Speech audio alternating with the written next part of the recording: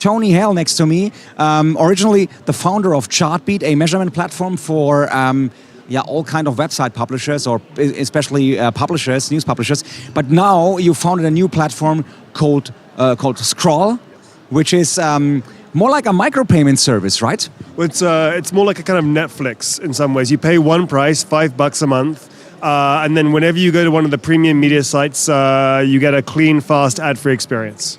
Okay. But it works more like an Adblocker, right? It works like an Adblocker, but one that works everywhere you go. So Adblockers don't tend to work very well on mobile. They can't work within Facebook and so forth. Because we put the publishers in control with Scroll, they can deliver that experience no matter where you come from. So whether it's Facebook, Twitter, it doesn't matter. You still get the experience you want. So you compared yourself with Netflix or Spotify or something like that. That means, okay, people pay a fixed amount of money, and then you have to deliver the money based on their user behavior. So what do you do in the background? So we're basically tracking people's engaged time with their permission around the different websites they go to.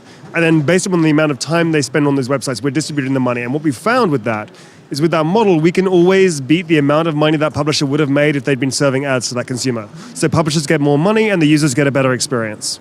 So for some people, it would be a nightmare to be tracked what they read over all networks, over all newspapers. So how can you solve their problem?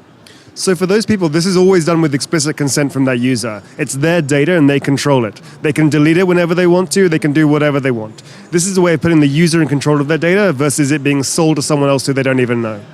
But it might get interesting, so for publishers, if they see, okay, the amount of money I make with Scroll is not much enough, maybe I can make more money by improving my website, by improving my content. Maybe your stats could help me. So what do you tell these publishers? So what we can do is at an anonymized and aggregated level, we can give them kind of an idea of performance, which can help them to understand where they're falling down. So it's like you weren't quite engaging enough around your sports category, and if you were to improve that engagement by 10%, you'd be making X more dollars, and so forth. So by using data in that way, we can help publishers make a better user experience for their users and make more money.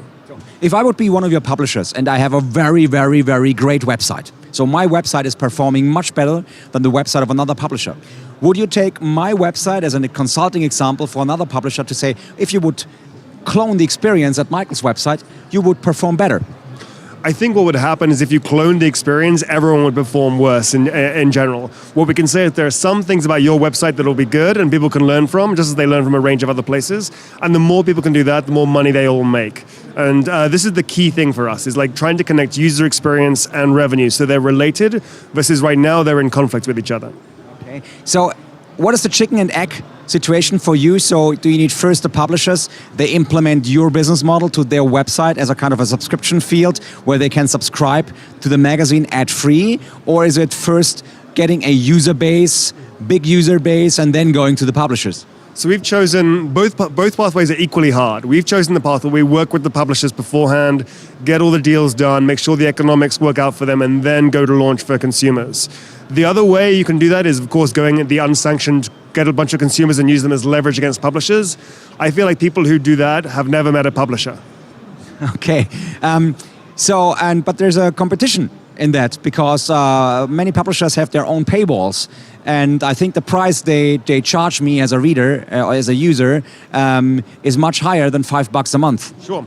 I don't care about paywalls at all. We don't allow people access. We don't give people access. We care about experience. So if you are the New York Times, 3% of their audience even see a paywall. 2% of their audience actually subscribe. I care about the 95% of people who never see a paywall but want a better experience online. So in other words, you said paywalls failed. No, paywalls are great for your super fans, but we need a business model for casual fans. Good. Okay. Is there anything where can publishers check out the service somewhere right now? Sure. If they go to scroll.com, they can sign up and get a preview. Okay. So maybe you have a little outlook. So what is your challenge for the next 12 months? So where do you start? My challenge for the next 12 months is pretty simple. It is getting a critical mass of publishers on board so that we can launch with enough consumer value to be worthwhile.